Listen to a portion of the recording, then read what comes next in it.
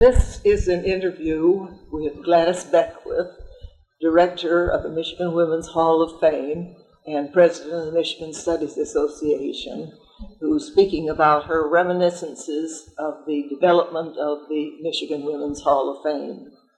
The Michigan Women's Hall of Fame was your brainchild, was it not? Well, actually, it was the brainchild of the Michigan Women's Studies Association, which was founded out of Michigan State by 5 members of the American Thought and Language, now Writing, Rhetoric, and American Culture faculty. And it was an academic organization for about 5 years, and then we wanted to move off the campus, and we wanted to do a kind of community outreach. That's what we really wanted to do, so we could reach people in the broader community with the research that was being generated on the campus. Great. And about then, you want me to go first? Yes, About please. then, as we were looking around for a site, we didn't have a clue as to where it was going to be, particularly since we had limited money, only $900 at that time. This house, I say this house because when I remember sitting in this house, the Cooley's house, in downtown Lansing. The city was about to tear it down, or attempt to tear it down. Since it was in the park, it would have to go to the ballot. But our mayor at that time, Jerry Graves, had already managed to tear down some of the finest historical property in Lansing. And this house was slated to be among those to fall to the wrecking ball. Unfortunately, he was slowed down a little because it's in the park. Okay. And you can't tear down something in the park without taking it to the ballot.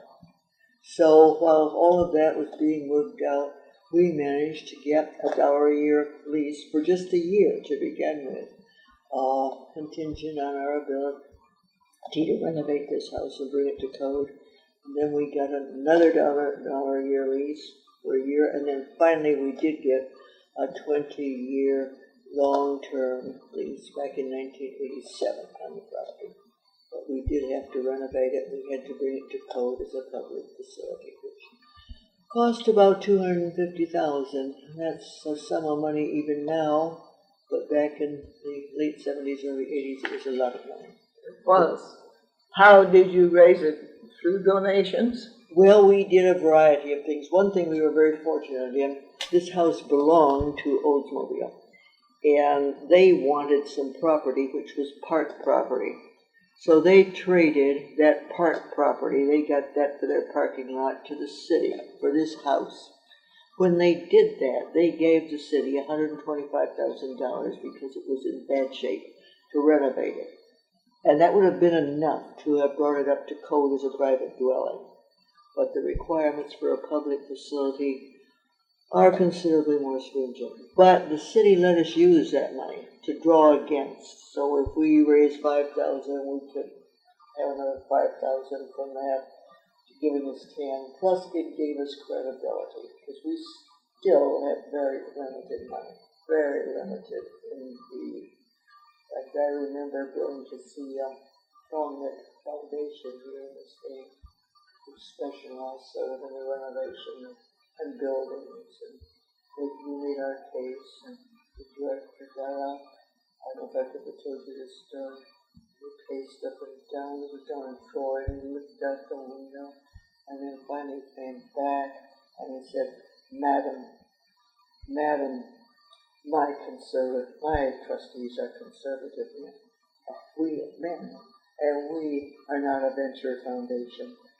Madam, he said, do you realize your organization has never administered more than $1,200 Marvelous. Needless to say, we didn't get any funding there. But we did have some grants. Interestingly, we got a $10,000 grant from the Gannett Foundation before we even had a lease on the property. And that says something about the difference in fundraising back then and today. And then we had fundraising events all around the state.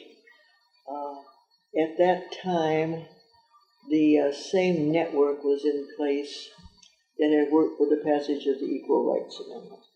And all over the state, there were little groups up in the UP everywhere, and so there were fundraisers held all around the state for this particular project. And then, of course, we had our Hall of Fame Awards dinner, which has realized and continues to realize a significant amount of money. And of course, then we had individual donations. And we got a friends group started, Friends of the Seventh, and that produced some revenue. So that's what we did, and that's how we managed to pull it off. Great. That's certainly a success story. What have been some of your most important projects? Well, I think in a strange way, the Hall of Fame, well, not in a strange way, but the Hall of Fame certainly is one of our more significant projects. And from the standpoint of it, where we endeavored to reclaim the history of Michigan women, through that nomination process, we have indeed identified Michigan women who would not have been known about or would have been known about much later, I think. Because as you know, Marilyn, from the work that you've done, there hasn't been too much about women in our history books. Though your work is putting women back in the history books. Yeah. Are there other state Women's Hall of Fame? There are other states that have halls of fame. I don't know just what they are right now, but I don't know of any others that endeavor to also have a kind of museum or really center for education. There were 3 women up here yesterday from Indiana, from DePaul, and what is it, Purdue, not DePaul, but Purdue, and they want to start, these women want to start the same kind of facility that we have here, as faculty going to do this through the university. So that would be great if they could do that. Great.